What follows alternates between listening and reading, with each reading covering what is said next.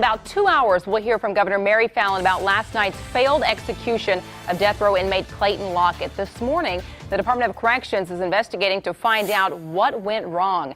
DOC Director Robert Patton stopped the execution in McAllister last night when Lockett began convulsing and regained consciousness. He says there was a vein failure and the lethal injection chemicals didn't enter Lockett, who eventually died of a massive heart attack.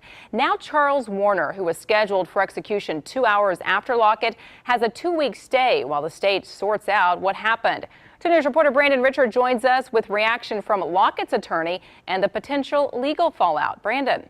Dina, Lockett's attorney not mincing words. He says prison officials are to blame for the failed execution. Now, the attorney was one of a handful of people allowed to witness the procedure.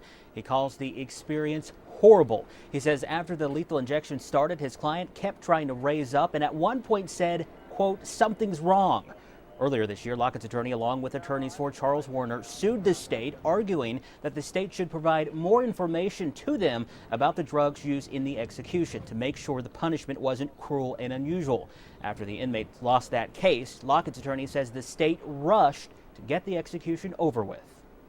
They wanted to hurry up and get it done with as little transparency as possible. This is what they get. There should not be another execution in this state until there's a full investigation into what went wrong.